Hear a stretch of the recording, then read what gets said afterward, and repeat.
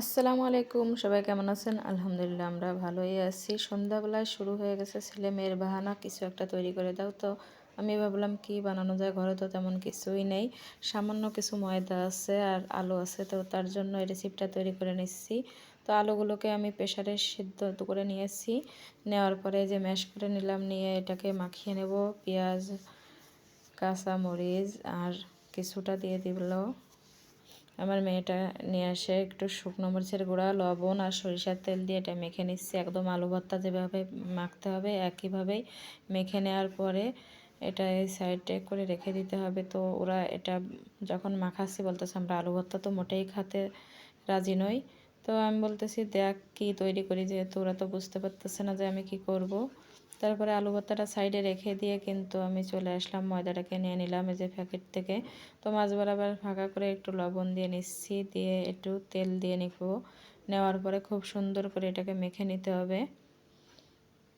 তো ময়দাটা যাতে অনেক সব জায়গাতে তেল যায় সেই আকারে মেখে নেওয়ার পরে যে মুট করে নিয়েছিলাম, এখন এর ভিতরে দিয়ে দেব পানি। পানিটাকে দিয়ে আর অল্প অল্প দিতে হবে, অতিরিক্ত দিলে কম বেশি হয়ে যেতে পারে। তো তারপরে ডোটা তৈরি করা হয়ে গেল। এখন ডোটাকে একটু তেল মাখিয়ে 5-7 মিনিটের জন্য রেখে দিতে হবে। তো এভাবে কিন্তু একটু তেল মেখে ঢাকা দিয়ে রেখে দিয়েছিলাম সাইডে। তো তখন আমার ছেলে বলতেছে যে আমি একটু বুঝতে পারতেছি আম্মু তুমি কি তৈরি করতে যাচ্ছ। তো তারপরে কিন্তু এই যে সুন্দর করে বেলে নিচ্ছি। তো বড় একটা রুটি বেলতে হবে। রুটিটা যত বড় হবে ততই রোল করতে সুবিধা হবে। তো তারপরে আলু ভর্তাটা দিয়ে দিলাম, দিয়ে সুন্দর করে চারি সাইড থেকে একদম দিয়ে দিয়েছি।